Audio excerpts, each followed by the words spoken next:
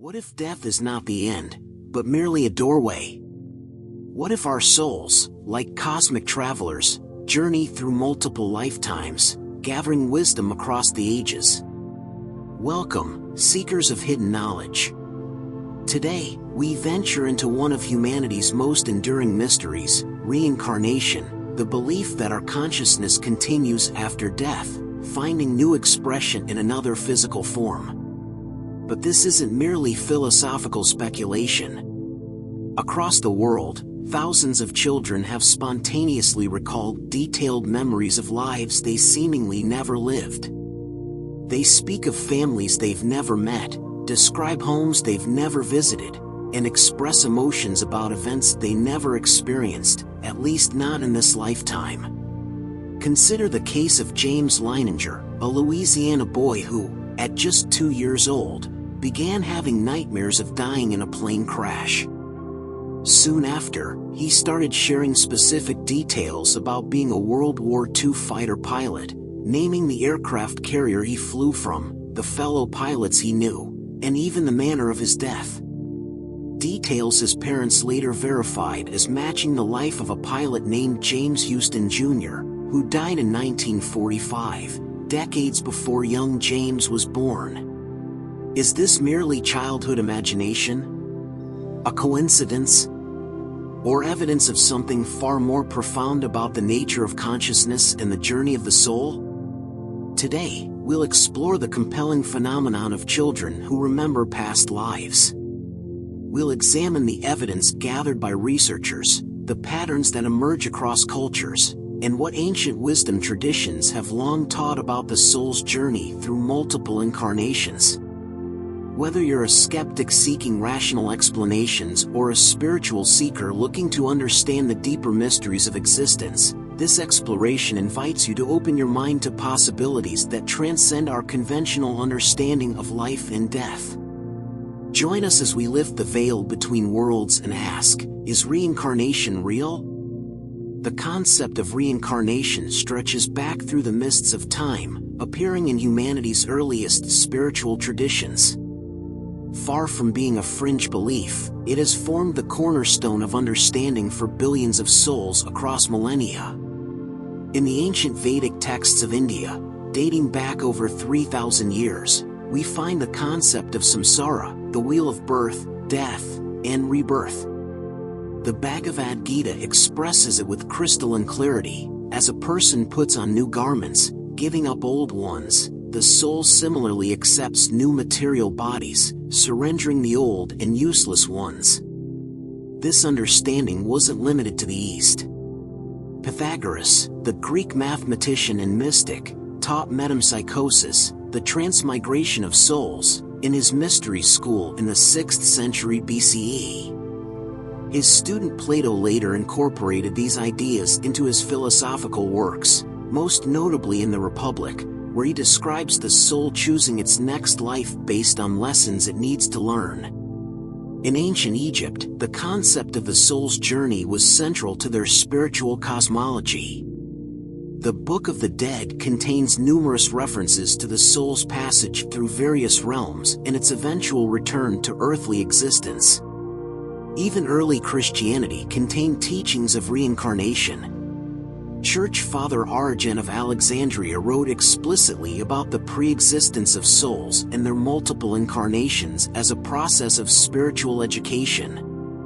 These teachings remained part of Christian thought until the Second Council of Constantinople in 553 CE, when they were officially condemned, not for theological reasons, but largely due to political pressures within the Byzantine Empire. Indigenous traditions worldwide, from Native American tribes to Australian Aboriginals, have maintained beliefs in the soul's continuous journey through multiple lifetimes. The Druids of ancient Europe believed so strongly in reincarnation that they would loan money to be repaid in future lives. What's particularly fascinating is how these diverse cultures, separated by vast distances and without contact, arrived at remarkably similar conclusions about the soul's journey. This convergent evolution of spiritual understanding suggests they may have been perceiving the same underlying reality. In modern times, the scientific investigation of reincarnation began in earnest with Dr. Ian Stevenson of the University of Virginia. Beginning in the 1960s, Stevenson documented over 3,000 cases of children with past life memories, creating a methodology that transformed anecdotal accounts into systematic research. His work was later continued by Dr. Jim Tucker, who focused specifically on American cases, challenging the notion that reincarnation beliefs were merely cultural constructs limited to Eastern societies. The patterns that emerged from this research were striking. Children typically began speaking about past lives between ages 2 and 5, with memories fading by age 7. They often described ordinary lives rather than famous identities, and frequently recalled traumatic deaths. Many exhibited behaviors, phobias, and birthmarks corresponding to wounds from their described previous life. What makes these cases particularly compelling is that they occur across cultural boundaries, appearing even in societies where reincarnation isn't part of the dominant belief system. Children in Christian or Muslim families, never exposed to reincarnation concepts, spontaneously report these memories with the same patterns as children from Hindu or Buddhist backgrounds. This convergence of ancient wisdom and modern research invites us to consider, could these traditions be pointing toward a fundamental truth about consciousness, one that transcends cultural boundaries and challenges our materialist assumptions about the nature of mind and identity? To understand the phenomenon of children who remember past lives, we must first examine what constitutes compelling evidence and how researchers distinguish genuine cases from imagination or suggestion. The most evidential cases share several distinctive characteristics. First, these memories typically emerge spontaneously, without prompting. A child might suddenly declare, "That's not my mother," or "I used to live in a different house," often causing confusion and concern for parents who have no framework for understanding such statements. Consider the case of Shani Devi from India. At age 4, she began insisting she lived in Mathura, not Delhi where she was born. She named her real husband, described her house in detail, and spoke of dying 10 days after giving birth. When investigators took her to Mathura, she led them directly to her previous home and correctly identified numerous details and people she could not possibly have known through normal means. What makes these cases evidential is the verification of specific, obscure details that would be impossible for the child to know through normal channels. Children often recall mundane details of ordinary lives rather than claiming to have been famous historical figures, details like the layout of a house, names of extended family members, or the location of hidden objects. The phenomenon follows consistent patterns across cultures. These memories typically emerge between ages 2 and 5, precisely when children develop language skills but before cultural conditioning fully shapes their worldview. By age 7, these memories typically fade, suggesting a developmental window during which the boundaries between lives may be more permeable. Dr. Jim Tucker, who has investigated over 2,500 cases at the University of Virginia's Division of Perceptual Studies, notes that approximately 20% of these cases involve children who recall lives that ended violently or traumatically. This statistical correlation suggests that intense emotional experiences may somehow imprint more strongly on consciousness, carrying over into subsequent incarnations. Perhaps most compelling are the physical correspondences. Many children exhibit birthmarks or birth defects that correspond precisely to fatal wounds described in their past life memories. In one documented case, a child born with a malformed hand recalled being a man who had his fingers cut off with an axe. When researchers located records of the deceased individual, they confirmed he had indeed lost those exact fingers in the manner described. These physical markers challenge purely psychological explanations, suggesting some form of psychosomatic connection between lives that manifests physically. As the 14th century Tibetan text, the Tibetan Book of the Dead, teaches, the consciousness carries imprints, sanskaras, from one life to the next, shaping both psychological tendencies and physical manifestations. The phenomenon also transcends religious and cultural boundaries. Cases appear with similar patterns in secular households, Christian families, and across diverse societies worldwide. This universality challenges the notion that these memories are merely products of cultural suggestion or religious indoctrination. Skeptics offer several alternative explanations. Cryptomnesia, the unconscious absorption of information later mistaken as original memory, might explain some cases. Yet this fails to account for children recalling specific details from distant locations they've never visited or about deceased individuals with whom their families had no connection. Others suggest these are fantasies encouraged by parents. However, research shows parents are typically confused, concerned, or even distressed by these memories, often attempting to discourage rather than reinforce them. Many parents report being initially skeptical until confronted with verification of details their child could not possibly have known. From a neurological perspective, some propose these memories represent a form of genetic memory or inherited consciousness, that somehow, information from ancestors is encoded in our DNA. Yet this fails to explain cases where children recall lives of individuals unrelated to their biological lineage or from different ethnic backgrounds entirely. What's particularly fascinating is how these cases align with ancient wisdom traditions. The Tibetan Buddhist understanding of the Bardo states, intermediate periods between death and rebirth, describes precisely the kind of transitional consciousness that could explain these phenomena. According to these teachings, the subtle consciousness carries imprints from previous existences, including emotional patterns, karmic tendencies, and even physical impressions. Beyond individual cases, researchers have identified intriguing patterns that suggest deeper mechanisms at work in the reincarnation process. Dr. Ian Stevenson noted that the interval between death and rebirth in these cases typically ranges from 16 months to 5 years, with some cultures showing consistent variations. In tribal societies, this interval tends to be shorter, sometimes just days or weeks, while in more technologically advanced societies, the gap extends longer. This pattern aligns remarkably with teachings found in the Tibetan Bardo Thodol or the Tibetan Book of the Dead, which describes a transitional period of 49 days, followed by a variable period before rebirth. Similarly, ancient Hindu texts speak of the Pitrayana or path of the ancestors, describing a soul's journey through various realms before returning to earthly existence. What's particularly compelling is the emotional thread that seems to connect lives. Children who remember past lives often exhibit strong emotional reactions when encountering people, places, or objects from their previous existence.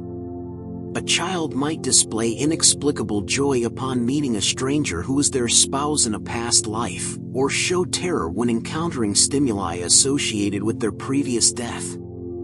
This emotional continuity suggests that while factual memories may fade, emotional imprints persist across lifetimes, a concept echoed in Buddhist psychology's understanding of vasanas or subtle impressions that shape our tendencies and reactions. The phenomenon of behavioral memories further strengthens this connection. Children often display skills, preferences, or phobias that correspond to their described past lives.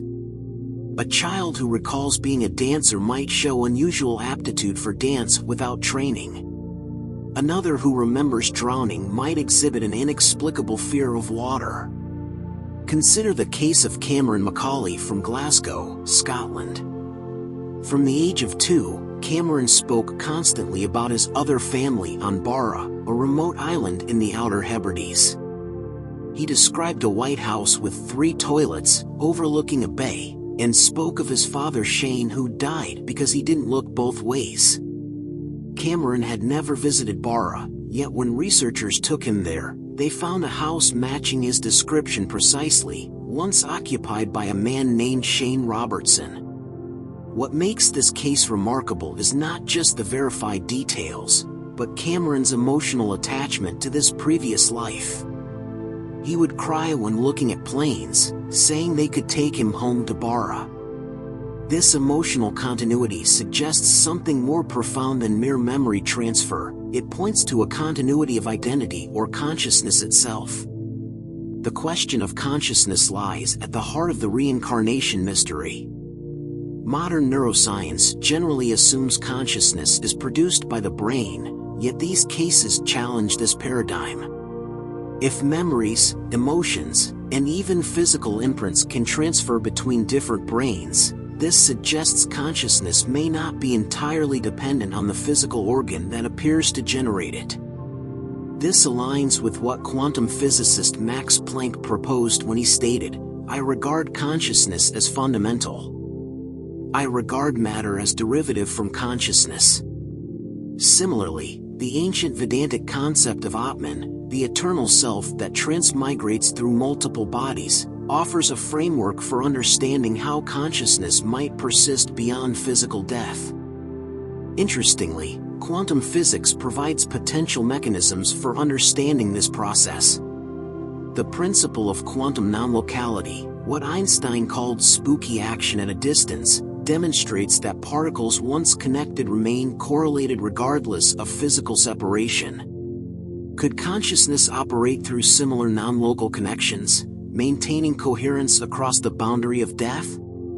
The philosopher of mind David Chalmers has noted that consciousness presents a hard problem that physical explanations alone cannot resolve.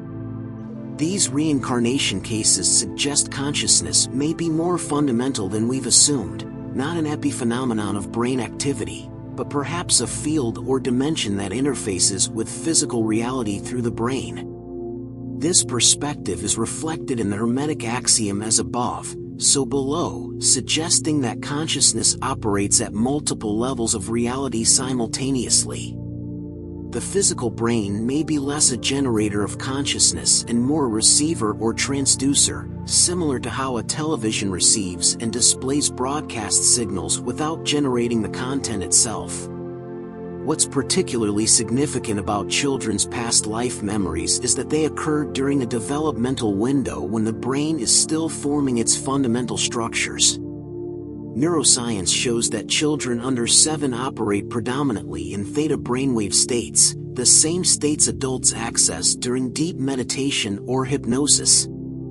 This may explain why young children access these memories more readily, and why the memories fade as the developing brain establishes stronger boundaries between conscious and subconscious awareness.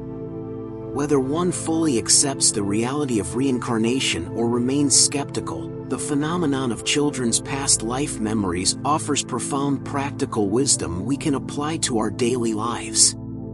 Let's explore how these insights might transform our understanding of existence and provide tools for spiritual growth. First, consider how we might approach children who speak of past life memories.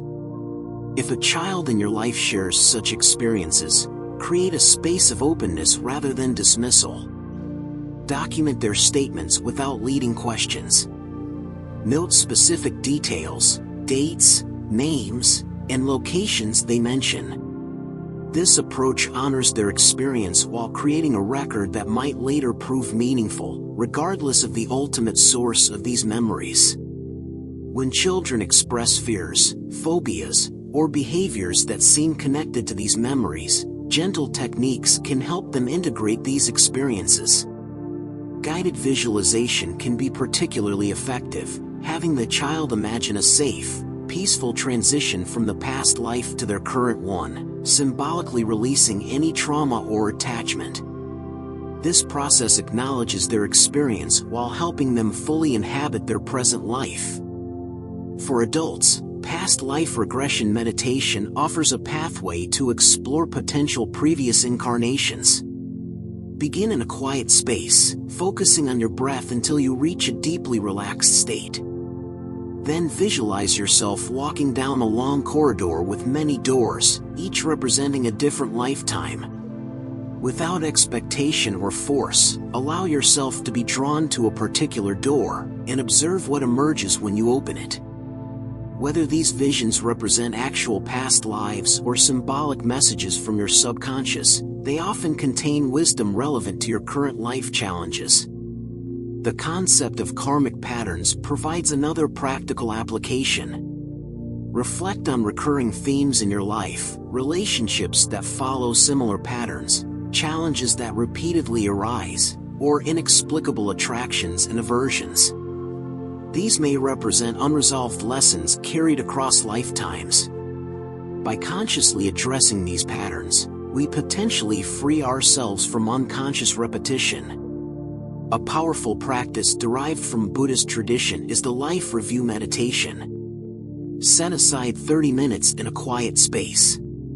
Begin by reflecting on your earliest memories, then mentally move through significant moments of your life, observing them with compassionate detachment. Notice patterns, unresolved emotions, and wisdom gained.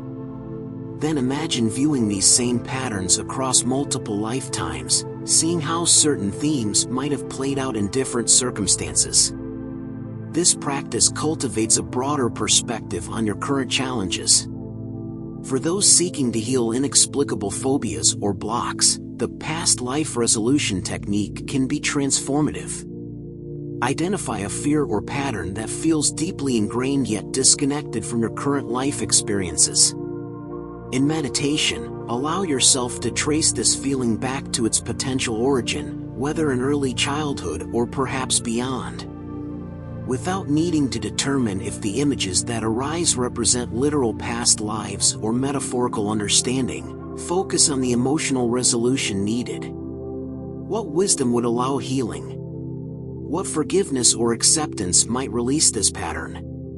The concept of soul contracts offers another framework for understanding challenging relationships. When you encounter someone with whom you feel an inexplicable connection, whether harmonious or difficult, consider that you may have known this soul before. Ask yourself, what might we be here to teach each other? What resolution or growth might we be seeking together?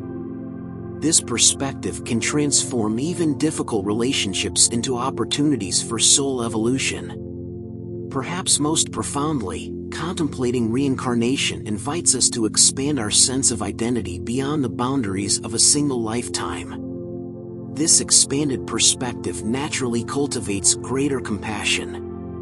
When we recognize that the stranger before us might have been our beloved in another life, or that we ourselves might have lived experiences vastly different from our current circumstances, the artificial boundaries between self and other begin to dissolve.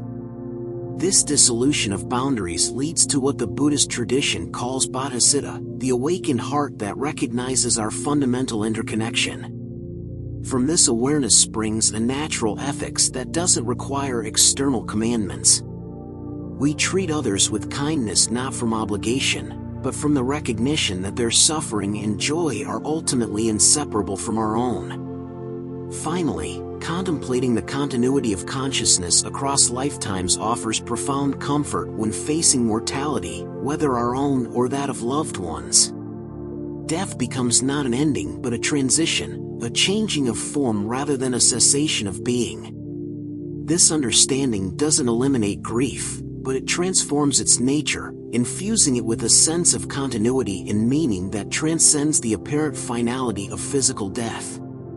As we draw our exploration to a close, we stand at the threshold between empirical evidence and spiritual insight, between the documented cases of children who remember past lives and the ancient wisdom traditions that have long taught the soul's journey through multiple incarnations. What emerges from this convergence is not absolute proof, but a compelling invitation to expand our understanding of consciousness beyond the limitations of materialist paradigms. The thousands of documented cases across cultures, the specific verified details that defy conventional explanation, and the consistent patterns that emerge all suggest something profound about the nature of who we are.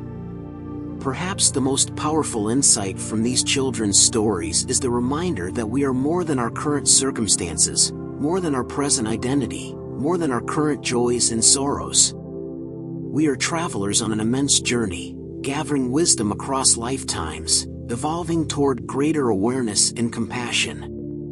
This perspective transforms how we might approach our current challenges. The difficult relationship becomes not a random misfortune but a classroom for the soul. The inexplicable talent becomes not mere genetic luck but perhaps the fruit of dedication across lifetimes. The profound connection with a stranger becomes not coincidence but recognition, souls who have danced together before. Whether you embrace reincarnation as literal truth or metaphorical wisdom, its central teaching offers liberation from the tyranny of limited identity. We are not merely our name, our job, our relationships, or our possessions. We are consciousness itself, experiencing this particular life as one chapter in an ongoing story. This expanded perspective naturally awakens compassion. When we recognize that we have likely experienced many forms of existence, different genders, races, religions, social positions, the artificial boundaries that divide humanity begin to dissolve. The stranger becomes familiar. The enemy becomes recognizable. All are fellow travelers on the wheel of becoming. As the Bhagavad Gita teaches, never was there a time when I did not exist, nor you, nor all these kings, nor in the future shall any of us cease to be. This recognition of our eternal nature doesn't remove us from present responsibility, rather, it infuses our current actions with greater meaning and purpose. The child who points to the sky and says, "That's where I was before I came here," invites us to remember something we perhaps once knew but have forgotten, that we are not merely physical beings having occasional spiritual experiences, but spiritual beings immersed in a physical journey.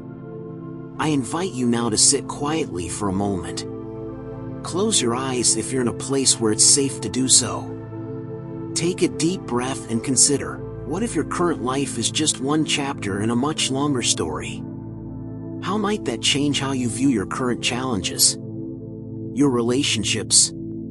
Your purpose? What wisdom might you have gathered across other lifetimes that is available to you now, if only you would remember? What patterns might you be ready to release? What greater purpose might be unfolding through the particular circumstances of your current incarnation? These questions have no definitive answers, but in their contemplation lies the possibility of awakening, of remembering who we truly are beyond the limitations of a single lifetime. As we part ways for now, remember that the greatest evidence for reincarnation may not be found in research papers or ancient texts, but in those moments of inexplicable knowing, of déjà vu, of recognition that whispers to us, "You have been here before, you will be here again," and this journey of awakening continues beyond the boundaries of birth and death. Until next time, fellow travelers on the wheel of becoming.